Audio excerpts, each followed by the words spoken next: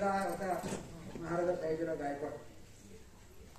या राजाने जात पात धर्म पंथ न बघता सगळ्या लोकांना गरजूंना मदत केली. आज 89 कोटीमध्ये पूर्ण भारतातली तर जगातल्या संस्था आहेत. महाराष्ट्रामध्ये आज जे मोठे शिक्षण वटवृक्ष आहेत, चांगल्या अर्थाने शब्द बोलतो मी, त्यांच्या संस्थापकांना सयाजीरावाच्या दातृत्वामुळे शिकता आलं. यात पूर्ण खानदेश आहे, नाशिक आहे. एवढंच नाही की ज्या संस्थांची नावं छत्रपती शिवाजी शिक्षण संस्था, नाशिक जिल्हा मराठा विद्यापीठ समाज, आमका जिल्हा मराठा समाज, अशा 185 संस्था महाराष्ट्रातल्या आहेत. त्यांचे मी आकडे काढलेले आहेत.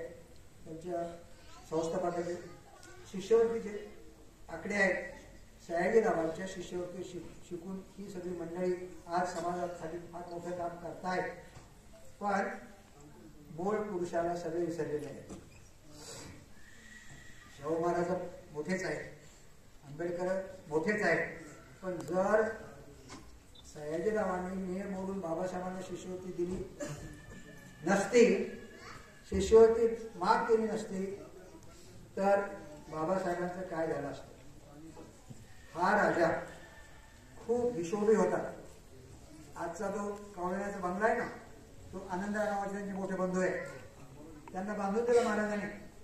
आनंदरावाचं पत्र सापडलं मला. महाराजांना लिहिले मोठ्या भावाला की माझा 4.5 रुपये शेषाला माफ करा.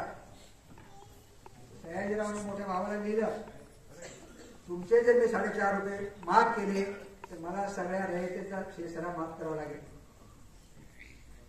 सयाजीरावचा लहाना बंधू संपतराव खूप विद्वान होता, साहित्यप्रेमी होता. खूप लोक कल्याणाचे काम करायचे. संपतराव दुर्दैवाने आपल्या भारतातली राजाची मुलं बिघडवणे ही ब्रिटिशांची नीती होती.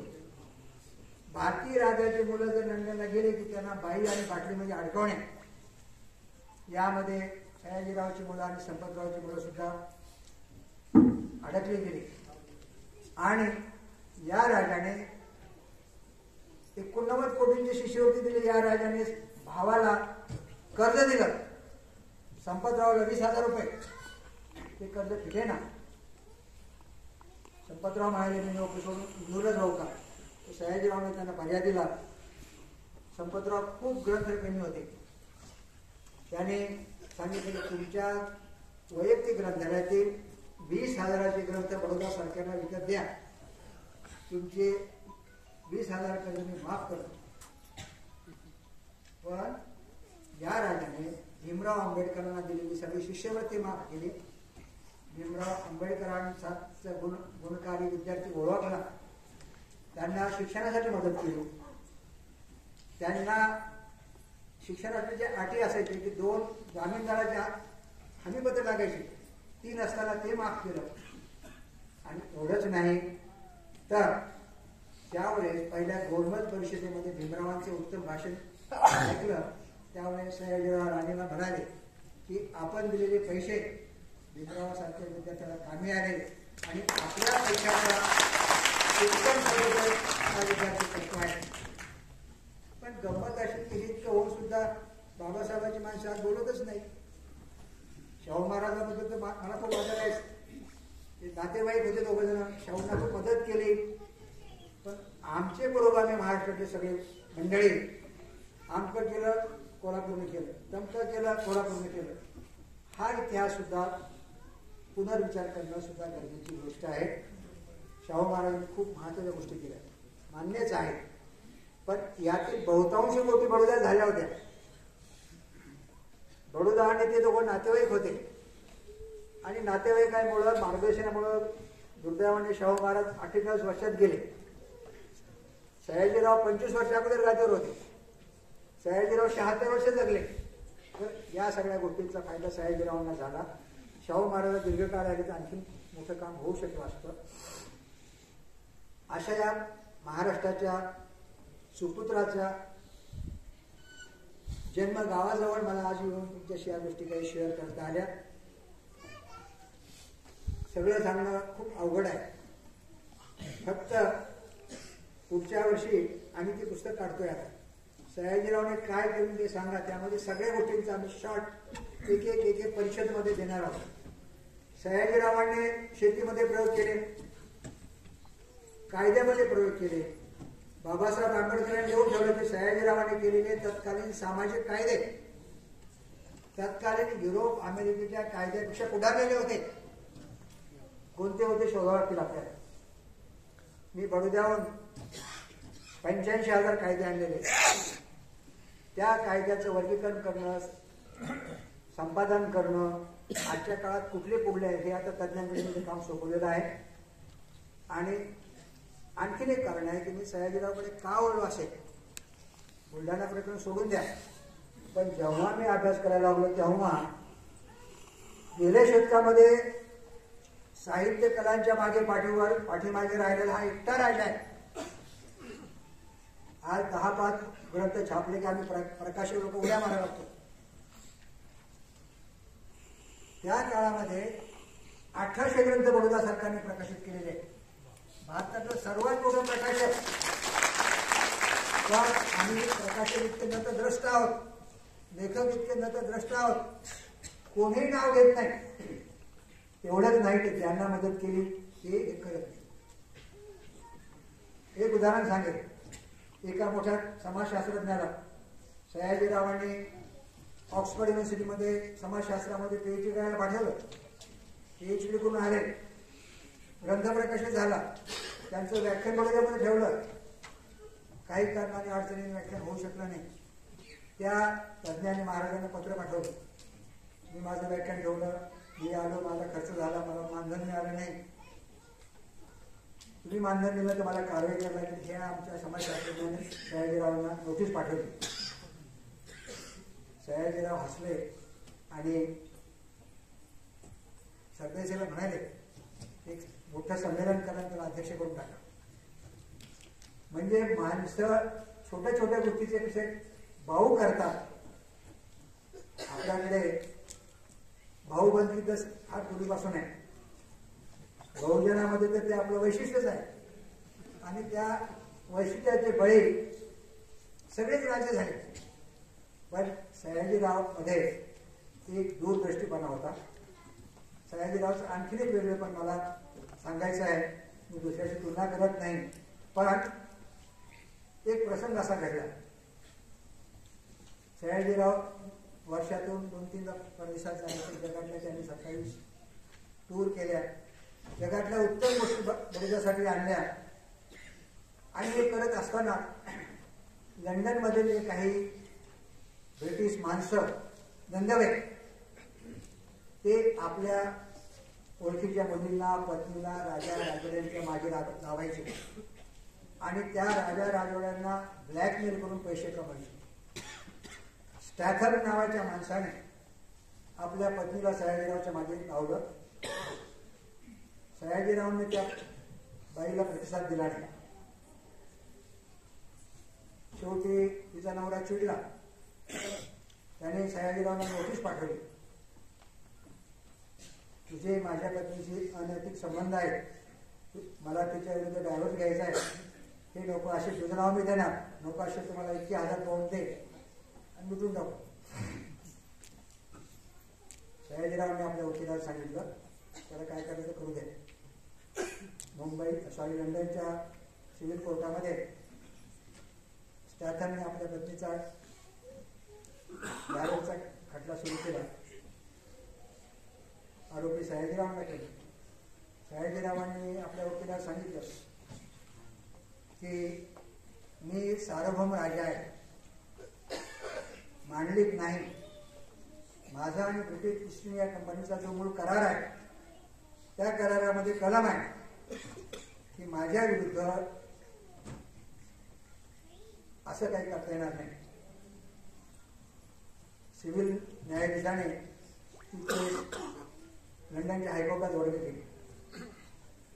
लंडन हायकोर्टाने ब्रिटिश सरकारला आदेश काढले. ईस्ट इंडिया कंपनी आणि गायकवाडांचा जो 1802 आणि 1818चा जो मूळ करार आहे तो करार मागवला आणि लंडनच्या हायकोर्टाने निर्णय दिला की सयाजीराव हा सार्वभौम राजा आहे. यांच्या विरुद्ध जगामध्ये कुठल्याही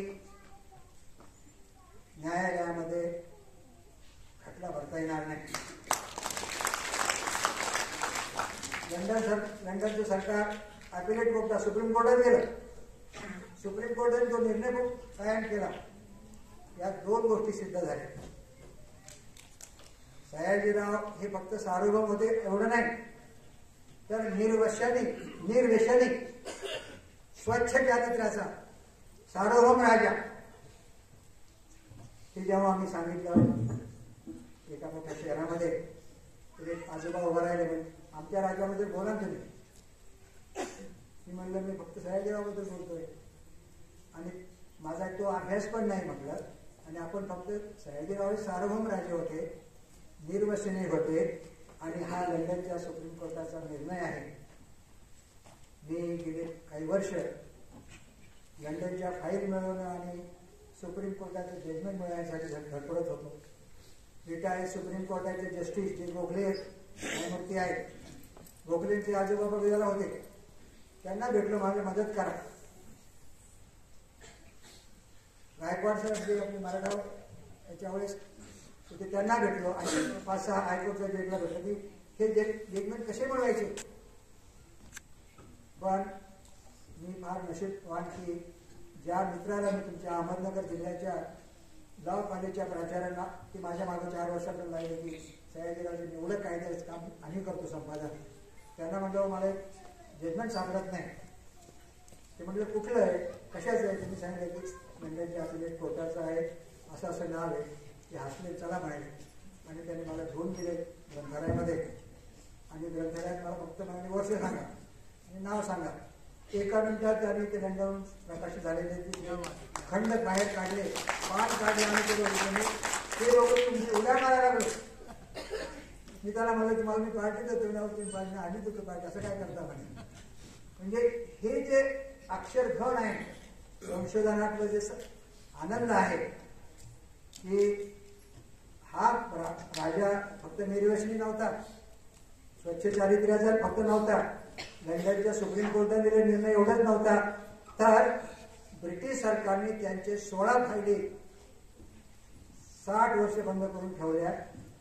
त्या शोधायची इच्छा आमच्या महाराष्ट्रातल्या, भारतातल्या कोणा संशोधकाला का झाली नाही. ती संधी मला मिळाली आणि हे काम माझं एकट्यामुळे होऊ शकले नाही. यामध्ये माझे अनेक मित्र आहेत, 50-60 मंडळी, त्या तुमच्या योद्यातील सारंग आणि वहिनी, सारंग आलेच का, सारंग आणि मिसेस गोतू पाटलांनी आम्ही जे सयाजीरावचे खंड तयार केले गेल्या 3 वर्षामध्ये 62 खंड 26,000 पानांचं काम झालं आहे. 34 खंड आता पुन्हा प्रकाशित होत आहे. सयाजीराव ट्रस्टने 100 ग्रंथ 26,000 पानांचे केलेले आहे. साकेत प्रकाशनने हे केले. हे इतकं मोठं काम बाकी असताना महाराष्ट्रातल्या साहित्यिकांना, प्रकाशकांना, लेखकांना, प्रशासनाला हे सांगायचं राहून गेलं. आज आम्ही ज्या युगपुरुषांच्या तसबी लावतोय त्या सगळ्यांना मदत करणारे सयाजीराव आहे. गांधींना मदत केली, गांधींचे गुरु गोखलेंना केली, दादाभाई नौरोजींना केली, फुलेशाह आंबेडकर तर आहेतच, कोणी सुटलं नाही. ही यादी एवढी मोठी आहे आणि या युगपुरुषांचं किमान ज्या संस्थांना मदत केली तिथं तरी छायाचित्र लावा. गेल्या वर्षी तांबे साहेबांनी, आपल्या आमदार तांबे साहेबांनी विधानसभेमध्ये हा प्रश्न आणला होता, पण त्यावेळेस आपल्या करोनाचं संकट होतं, प्रश्न आला पण चर्चाच होऊ शकत नाही. ज्या युगपुरुषाने सक्तीचं प्राथमिक शिक्षण केलं, गावोगाव ग्रंथालय काढले, शेतीचे कायदे केले, समाज सुधारणा सगळ्या केल्या, दातृत्व केलं, आशिया खंडातला पहिला सहकारी साखर कारखाना कोणी काढला? सयाजीरावनी काढला. आम्ही नाव कोणतं घेतो? आशिया खंडातील शेतकऱ्याची पतपेढी कोणी काढली? सयाजीरावनी काढली. आम्ही काय सांगतो की खूप नव्या गोष्टी समोर यायच्या राहून गेल्या आहेत. ते करण्याचं काम मी सगळ्यांच्या मदतीने करतो आहोत. परमेश्वराने मला सगळं दिलेलं आहे, आता मला काहीच नको आहे. पण या युगपुरुषाचं जे काम करण्याचं जे समाधान आहे, जो आनंद आहे, तो पैसा अधिकार आणि सगळ्यापेक्षा खूप वेगळं समाधान आहे. आणि आणि ते काम काय केलं तर सयाजीरावांनी त्या काळात 1800 ग्रंथ केले. तुम्हाला मी म्हणून धर्मशास्त्राचे 18 ग्रंथ कोणी काढले नाही, ऑक्सफर्डने काढले नाही, बरोबर संस्थांनी काढले नाही. प्राचीन ग्रंथाचा अभ्यास केला, शेतीमध्ये प्रयोग केले, दुष्काळ निवारणाचे काम केले. त्यांनी केलेले कायदे हे युरोपपेक्षा पुढारलेले आहेत असं बाबासाहेब म्हणतात. सामाजिक सुधारणेचे कायदे तर फारच केले. जात पात धर्म कायद्याने मांडला नाही. आम्ही विवेकानंदाचा गौरव करतो, मला आनंद आहे, अभिमान आहे.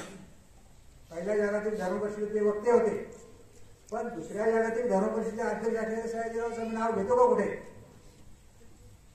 जागतिक मानव परिषदेचे अध्यक्ष होते, जागतिक धर्म परिषदेचे अध्यक्ष होते. त्यांची भाषणं, त्यांची कागदपत्र, त्यांचे डॉक्युमेंट, हा आमचा अक्षरधनाचा फार मोठा वाटा. हे त्यांचं पुरोगमनाचं सर्व क्षेत्रातील. आणि आज ज्या काही वावटळे उठलेले आहेत, आज काय झेंडे सुरू झाले सगळ्यांचेच.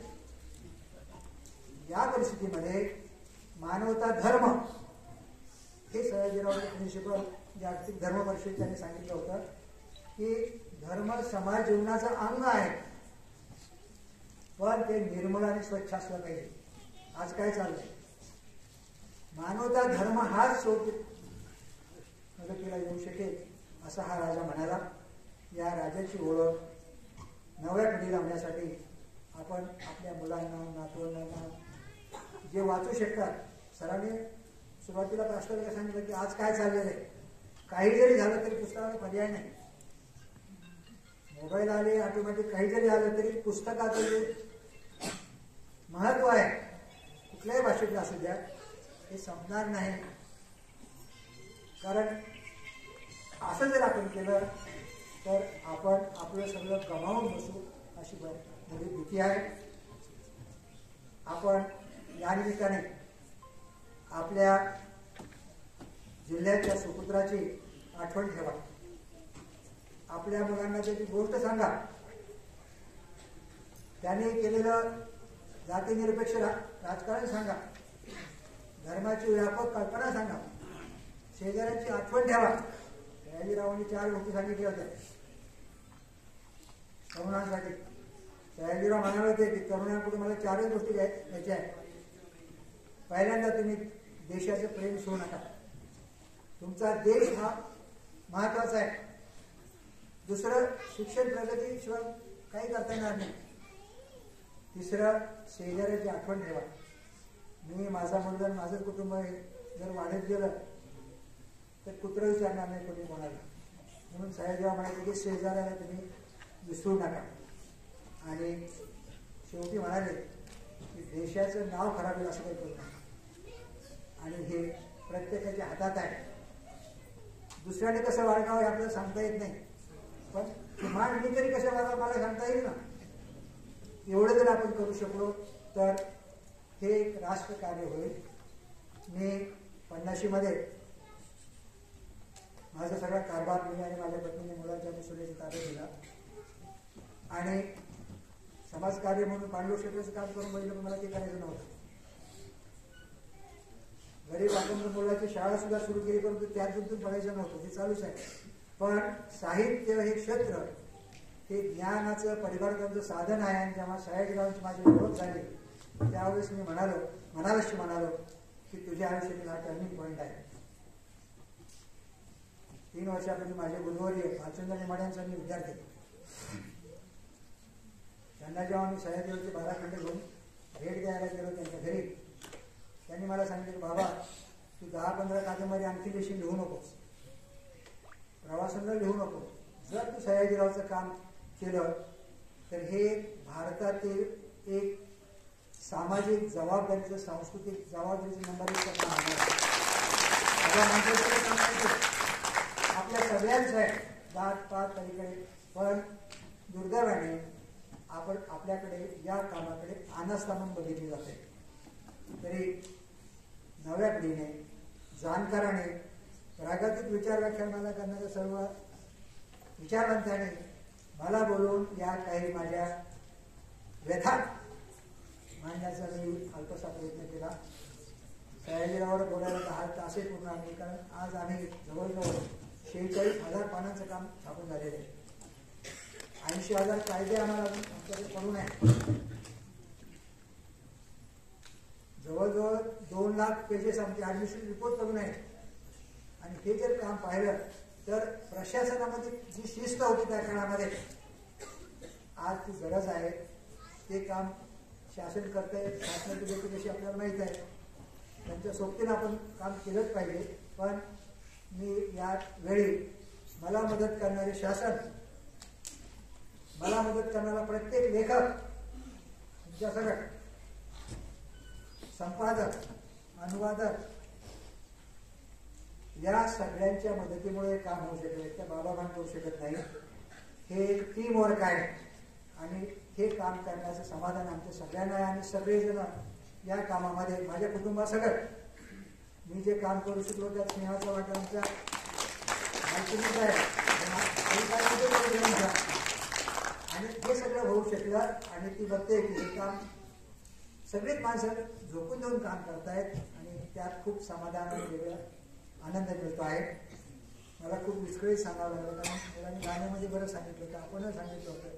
आणि आणखी काय सांगण्यापेक्षा मी छोटी पुस्तिका आता यासाठी देणार आहे. सयाजीरावची ओळख नावाची जी थोड्या प्रती आहे, त्यात सयाजीरावचा सगळा दृष्टिकोन तुम्हाला कळेल. सगळ्या क्षेत्रामध्ये कोणतं क्षेत्र सोडलं नाही, कोणतं सोडलं नाही ते आम्ही शोधतोय आता. पण आमच्यासमोर जी सामग्री आहे काही शिल्लक नाही. आणि सयाजीराव हा प्रज्ञावंत राजा होता, उत्तम अभ्यासक होता. तुकारामाचं अभंग त्यांचे प्रेम होतं. दुष्काळामध्ये नोट्स लिहिले त्याने, तुकारामाचे अभंग वाचायचे, दुष्काळ नोंदीवर टीका करायचे किंवा उपाय शोधायचे. वयाच्या 12व्या वर्षी अक्षरवळ झालेल्या राजाने 31व्या वर्षी, जे कोणी इतिहासाचे प्राध्यापक असू त्याला माहीत असेल, decline and fall of Roman Empire नावाचा जगातला गाजलेला ग्रंथ आहे. 1776 साली लंडनमधून प्रकाशित ग्रंथ आहे. 8,000 पानाचा हा ग्रंथ युरोपमधील प्रशासनाची गीता मानला जाते. या आपल्या गोपाळने, सयाजीरावांनी 31व्या वर्षी या ग्रंथावर 550 पानाचा टीका ग्रंथ लिहिला. लंडनमधून प्रकाशित झाला तो ग्रंथ मी शोधत होतो. मी आणि माझे जावळे बडोद्याला निघालो होतो. आशिया खंडातला पहिला सहकारी साखर कारखाना तिथं आहे. मुक्काम होता आमचा. रात्री मी इंटरनेटवर शोध होतो की सयाजीरावचे decline and fall of Roman Empire कुठे मिळेल. मला इंटरनेटवर मला दिसायला लागलं की लंडनमध्ये एक परत दुकानात शिल्लक आहे. किंमत पाहिली 28,000. मी बेचैन झालो. 28,000 पाठवले नाही, पण प्रयत्न आता करायची काय. जावई म्हणजे का काळजी करतात, म्हणजे 28,000 पाठवले. पुस्तक सयाजीरावचं दुर्मिळ तिथं आहे. ते म्हणाले मला फक्त ते ऑनलाईन माहिती द्या. जावईने 28,000 ऑनलाईन रात्री पाठवले. आम्ही बडोद्याला पोहोचत नाही तो मेल आला आम्हाला की एअर कोरियरचं पुस्तक आम्हाला झालं. त्या पुस्तकाचा अनुवाद राजाराम शास्त्री भागवत नावाचे फार मोठे विद्वान आहे.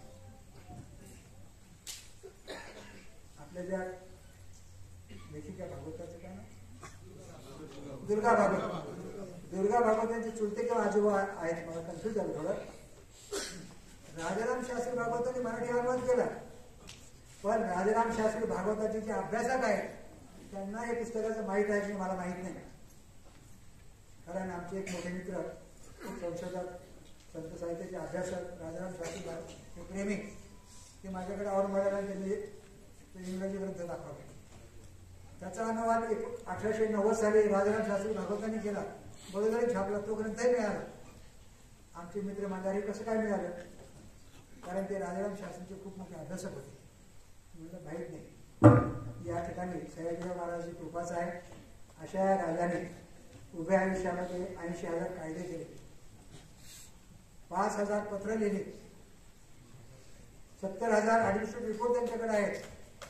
आणि जग प्रवासाचे 3,500 पानाचे रिपोर्ट्स आहेत. हे सगळं सामग्री आणि बडोद्यातून आणली. कामाची सुरुवात झाली. अजून 200 खंड होऊ शकतील. आमचा उत्साह टेकेल किंवा मला माहीत नाही. यासाठी नवे लोक सुद्धा नक्की लागतील. आपण मला इथे बोलावलं. या प्रसंगी आमचे पाहुणे आणि स्नेही आणि आपण सगळे, कारण सयाजीराव आपले पाहुणे आहेत ना, या सगळ्यांचे मी या निमित्ताने आभार मानतोय. आणि माझं विस्कळीत थोडं काही वेळेचा आणि थोडं कमी वेळामध्ये सांगण्याचा प्रयत्न केला. अशा या व्याख्यानात मी समारोप करतोय. जाता जाता मी एवढं सांगेन की सयाजीरावांनी जो संदेश दिला आम्हाला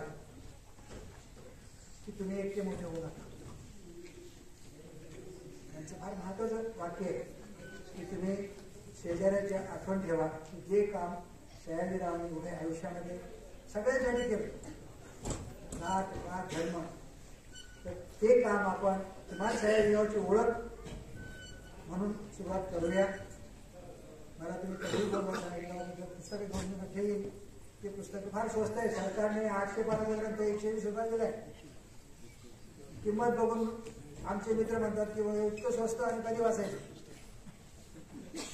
त्याला माझ्याकडे उत्तर नाही, पण तुम्ही विकत तर घ्या, वाचायला वेळ नंतर मिळेल ना.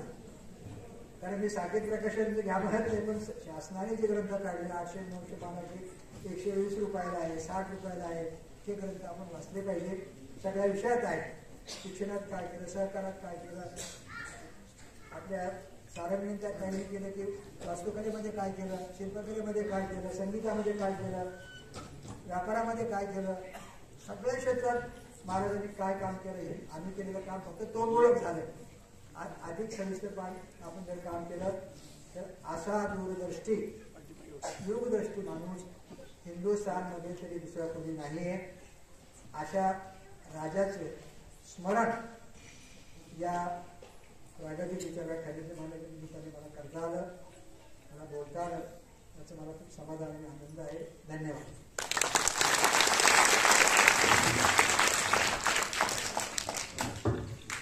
अत्यंत चांगल्या पद्धतीने खरं तर सरांनी मार्गदर्शन केलं. तर जेव्हा तुम्ही आम्हाला मार्गदर्शन करत होता त्यावेळेस आमची छाती खऱ्या अर्थानं अभिमानानं भरून यायची. आणि ती अभिमानाने यासाठी भरून यायची की उत्तर महाराष्ट्रातलं एकमेव ज्युनियर कॉलेज की ज्या कॉलेजला महाराजा सयाजीराव गायकवाड नाव दिलेलं आहे आणि ते कॉलेज समता प्रतिष्ठानचं आहे, ही आम्हा सर्वांसाठी मोठी अभिमानाची गोष्ट आहे. आणि ह्याच अभिमानासाठी आणि ह्या अभिमानाचं तेज म्हणून आमची छाती अक्षरशः तुमच्या शब्दानं भरून यायची. आणि भरून आलेली छाती ही आम्हाला अत्यंत सुखकर प्रवास ही या ठिकाणी देत आहे. अत्यंत सुंदर पद्धतीने आपण सर या ठिकाणी मार्गदर्शन केलेलं आहे. उद्या अशाच पद्धतीने बहिणाबाईच्या गाण्यांवर सुंदर असा गीतांचा कार्यक्रम होणार आहे. अत्यंत कौटुंबिक असा कार्यक्रम की कुटुंबाला एकत्र येऊन अत्यंत चांगल्या पद्धतीने गाण्यांचा आनंद घ्यावा. त्यामुळे सर्वांनीच अशा पद्धतीने उद्या देखील संख्येने कुटुंबासह उपस्थित राहायचं आहे. यानंतर कार्यक्रमाचे अध्यक्ष अजिजभाई शेख यांना विनंती करतो की आपण अत्यंत अल्प शब्दामध्ये या ठिकाणी अध्यक्ष मनोगत व्यक्त करायचे.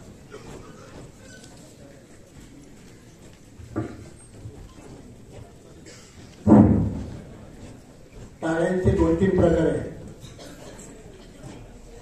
भाषण चांगलं वाटलं तर लोक टाळ्या वाजवतात आणि भाषण लांबलं तरी टाळ्या वाजवतात आवरा लोक. तर मी काही जास्त बोलणार नाही. एक समृद्ध लेखक बाबा भांड यांनी आपल्या समोर इतकं सविस्तर ठेवलेलं आहे की ते ऐकूनच आपलं पोट भरलेलं आहे. मी त्यांच्या संदर्भात फक्त एकच म्हणेन, तुझं अस्तित्व तुझं महत्व समजूनही उमगलं नाही आणि हरणाच्या पोटातल्या कस्तुरीचं महत्व हरणारच कळलं नाही. अशा पद्धतीने बाबा भांड यांचं मी बाहेरच त्यांना सांगितलं की सर मी तुमचा फॅन आहे, तुमची पुस्तकं मी वाचलेली आहेत आणि मनाला हे पुस्तक मी तुमचं वाचलं आणि साहेबांनी इतकं नम्रतेने मला सर्व आणि त्यांचा जो स्वभाव आहे फार नम्र स्वभाव आहे आणि तिथंच मी त्यांच्या डबल फॅन झालो. बाहेरच बोलता बोलता मी त्यांना आतमध्ये घेऊन आलो.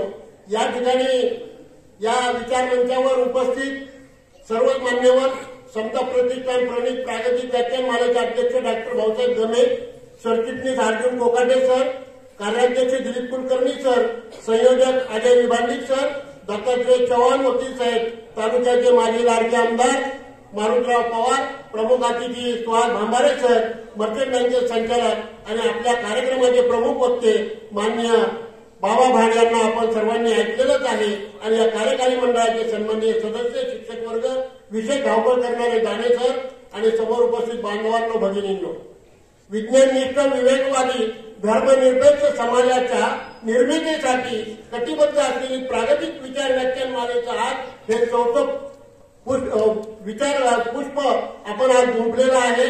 यामध्ये मी अर्जुन कोकाटे सरांचा जर उल्लेख केला नाही तर ते कुठेतरी कृतज्ञपणाचं ठरेल. म्हणून मी सांगतो की आपण जर डॉक्टरांकडे गेलो ना तर डॉक्टर विचारतात तुला काय झालं, तर डोक्याच्या केसापासून पायाच्या नखापर्यंत त्यांना सांगावं लागतं. त्यावेळेस आपला आजार त्यांना कळतो. परंतु अर्जुन कोकाटे सर, गमे सर यांच्या माध्यमातून कर्णबधीर मुलांचं सगळं समजून घेणे आणि त्यांना समजून सांगणे इतकी काही सोपी गोष्ट नाही आणि ती सगळी गोष्ट सरांनी सोपी करून दाखवलेली आहे. तिसरा भाग असा आहे की समजा आता मुलं फार शार्प झाले, सर शिक्षणाच्या बाबतीत मुलं फार शार्प झाले. आता सर शिकवता आहे आणि मुलगा वेळोवेळी तो विद्यार्थी प्रश्न विचारतो, सर कंटाळलेले आहेत आणि कंटाळल्यानंतर त्या सरांनी असं केलं की हा काय डोक्याला त्रास देतो. भारताचा नकाशा ते शिकवत होते आणि भारताचा नकाशा 10-15 त्याच्या चिठ्ठ्या करून टाकल्या आणि त्या मुलासमोर टाकल्या आणि मुलाला सांगितलं की तू मला हे अर्ध्या तासामध्ये हा नकाशा जोडून दाखव. त्या मुलाने 5 मिनिटात तो नकाशा जोडला. त्याला विचारलं तू हे कसं शक्य होतं. त्याने सांगितलं की त्या नकाशाच्या पाठीमागे माणूस होता आणि मी जसा जसा माणसाला जोडत गेलो तसा तसा भारताचा नकाशा होत गेला. जेव्हा पूर्ण माणूस मी जोडला त्यावेळेस संपूर्ण भारताचा नकाशा मी तयार केला. असे मुलं आज या कोकाटे सरांच्या शाळेमध्ये आहेत. तुम्हाला आणखीन एक उदाहरण एकदम थोडक्यात सांगणार, 2-3 मिनिटात बोलणार. अध्यक्ष जास्त बोलू नये तर ते टाळ्या वाजवण्याचा प्रकार होतो. तर मी एक उदाहरण आणखी देतो की घड्याळाची घड्याळाची जी काटे असतात, काही छोटे असतात, काही मोठे असतात, काही स्लो असतात, काही फास्ट असतात. पण ज्यावेळेस त्या घड्याळाचे 12 वाजायचे असतात त्यावेळेस सर्व एकत्र येतात. जर आपल्या देशासाठी जर कोणी आपल्या पुढे येऊन आणि आपल्यावर दुश्मनी दाखवणार असेल तर आपल्याला सर्वांनी एकत्र येऊन या भारताचं रक्षण करण्याची जबाबदारी आपल्या सर्वांवर आहे. कोकाटे सरांबद्दल बोलायचं झालं, कोणत्याही संकटाशिवाय मिळणारं यश हा विजय ठरतो. पण अनेक संकटाशी सामना करून मिळवलेला विजय हा इतिहास घडवतो आणि तो इतिहास आज बाबा भाड यांनी घडवलेला आहे. 1000 पुस्तकं लिहिणं काही सोपी गोष्ट नाही. एक समृद्ध लेखक आज आपल्याला लाभले. आपण फार नशिबवान आहोत. एकमेकांना गुंफत धागा पुढे पुढे जातो आणि वस्त्रातून नवीन आविष्कार जन्म घेतो. अतूट अशा स्नेहाच्या धाग्यांनी गुंफलेली आपली नाती अधिक दृढ करण्याचा सुवर्णयोग आज जोडून आलाय. त्याबद्दल मला फार मानसिक आनंद झालेला आहे आणि त्यातच तुम्ही बाबा भाड यांच्या समोर मला अध्यक्ष केलं. मी बाबा भाड यांचा शिष्य आहे. मला ज्यावेळेस मी मलाला ही कादंबरी वाचली, 2 मिनिटं संपवतो. मलाला कादंबरी जेव्हा मी वाचली, कारण गुरूंसमोर थोडंसं सांगितलं पाहिजे की अरे बाबा हा शिक्षक खरंच त्याची परीक्षा घ्यायला पाहिजे, खरंच सांगतोय का खोटं सांगतोय. मी ज्यावेळेस मलाला ही कादंबरी वाचली, इतकं समृद्ध लेखन आणि बाबा भाड हे लेखक मी आज त्यांचं समोरासमोर दर्शन घेतो हे मी माझं भाग्य समजतो. मी त्यांना बघितलं नव्हतं, आज मला समक्ष साक्षात्कार झालेला आहे. मी त्यांचा आभारी आहे. पाकिस्तानच्या खैबर पख्तूनख्वा प्रांतामध्ये स्वात जिल्ह्यामध्ये भिंगोरा या गावची ती विद्यार्थिनी होती. शिक्षणाचा प्रचार करताना तालिबान्यांनी तिच्यावर हल्ले केले आणि तिला जखमी केलं.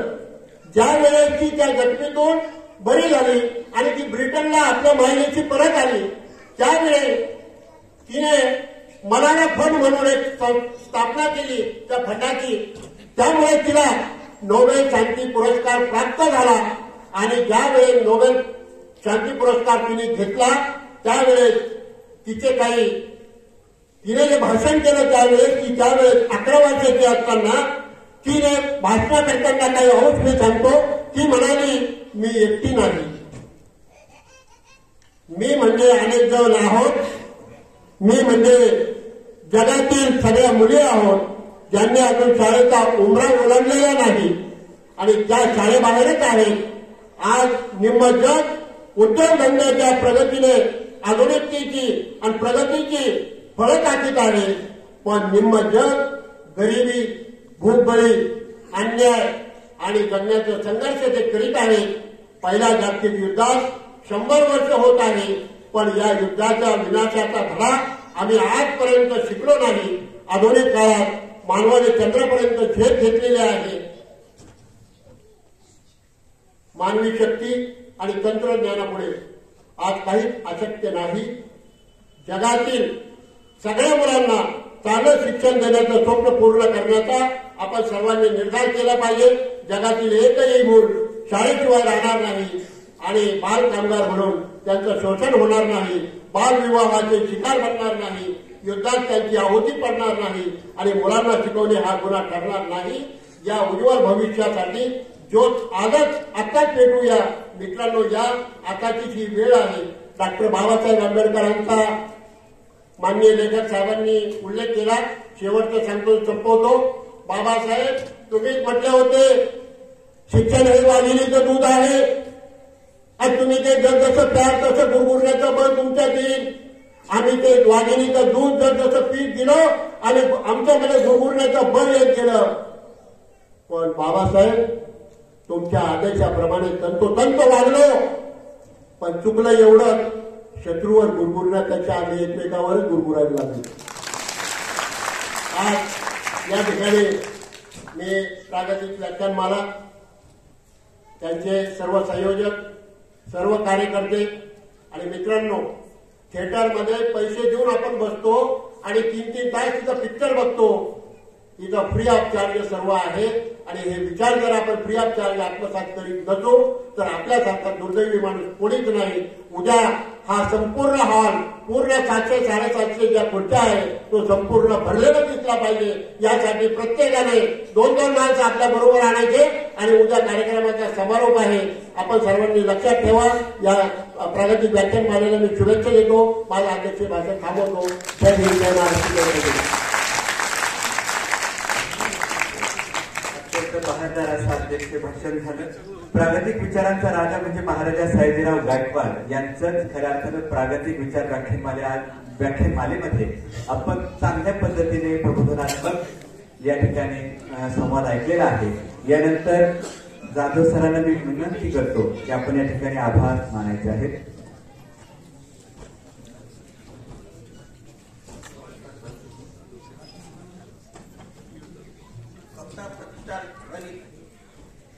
प्रागतिक विचार व्याख्यानमालेचे 24वे वर्ष.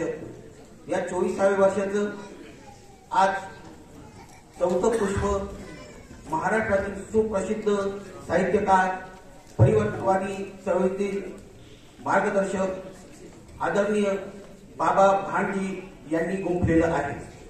आज सरांचा विषय होता महाराजा सयाजीराव गायकवाड एक युगपुरुष.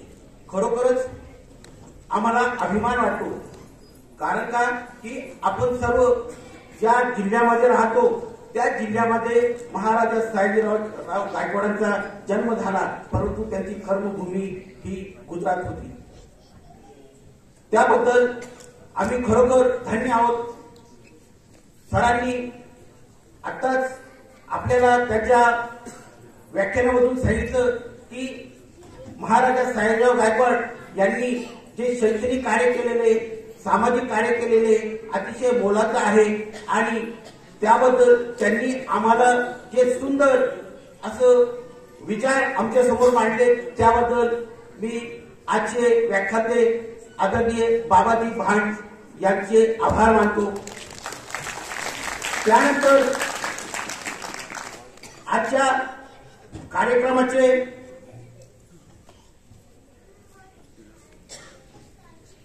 अध्यक्ष आत्ताच अजित भाई शेख सामाजिक कार्यकर्ते यांनी अतिशय घणाघाती असं सुंदर भाषण आपल्या समोर केलं आणि झणझणीत आंदोलन आपल्या डोळ्यात घातलेले आहे. कारण त्यांनी जे विचार मांडले ते अतिशय महत्वाचे होते. त्यांचे सुद्धा आभार मी या प्रागतिक विचार व्याख्यानमालेच्या वतीने मानतो. त्याचप्रमाणे आजच्या कार्यक्रमाचे प्रमुख अतिथी माननीय सुहास भांबारे, संचालक येवला मर्चंट बँक यांचे सुद्धा मी या प्रागतिक विचार व्याख्यान मालिकेच्या वतीने आभार मानतो. त्याचप्रमाणे आमच्या येवल्याचे माजी आमदार मारुतरावजी पवार साहेब खरे हे रसिक आहेत. गेली 24 वर्ष हे सातत्याने न चुकता शारीरिक प्रकृती चांगली नसताना सुद्धा येतात आणि त्यांची ही आवड बघून आम्हाला असं वाटतं की नक्कीच या प्रागतिक विचार व्याख्यानमालेची जे सुवर्ण महोत्सवी वर्ष येईल तोपर्यंत ते राहतील आणि आम्हाला मार्गदर्शन करतील असं मला वाटतं. आणि त्यांचे सुद्धा मी या प्रागतिक विचार व्याख्यानमालेच्या वतीने आभार मानतो. त्याचप्रमाणे गेली 24 वर्ष ही प्रागतिक विचार व्याख्यानमाला हिची जी ज्ञानामृताची ज्योत आहे, नंदादीप आहे, हा सतत 24 वर्ष तेवत ठेवला आणि अनेक आसमानी सुलतानी संकट आली. या संकटांना न जुमानता त्यांनी आम्हाला या व्याख्यानमालेचे मधून ज्ञानामृत पाजले असे या आमचे माननीय अब्दुल पाटील कोकाटे सर यांचे सुद्धा मी आभार मानतो. त्याचप्रमाणे या व्याख्यानमालेचे अध्यक्ष आदरणीय येवला कॉलेजचे प्राचार्य डॉक्टर भाऊसाहेब गमे सर यांचे सुद्धा मी आभार मानतो. त्याचप्रमाणे प्रागतिक विचार व्याख्यानमालेची सर्व जी कार्यकारिणी आहे त्यातील जे पदाधिकारी आहे त्यांचे सुद्धा मी आभार मानतो. त्याचप्रमाणे आदरणीय बाबाजी भांड यांच्या सहचारिणी आशाताई भांड या सुद्धा या कार्यक्रमाला उपस्थित राहिल्या, त्यांचे सुद्धा मी आभार मानतो. आणि आमच्या ताई सुधाताई या सुद्धा या कार्यक्रमाला उपस्थित राहिल्या, त्यांचे सुद्धा मी आभार मानतो. आणि यानंतर राष्ट्रगीत होईल, त्यानंतर कार्यक्रमाची सांगता होईल. तर सर्वांना एक नम्र विनंती करतो, विशेषतः पुरुष मित्रांना, की उद्या खरंच एकटे येऊ नका.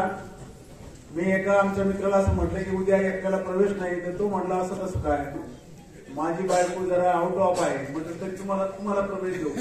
बाकीच्यांना विनंती करतो, कृपया बहिणाबाई आपल्या सौभाग्यवतीने, आपल्या आईने, बहिणीने ऐकली पाहिजे बहिणाबाई. आणि म्हणून मी विनंती करतो पुन्हा की कृपया महिलांची संख्या उद्या पुरुषांपेक्षा अधिक असू द्या. धन्यवाद.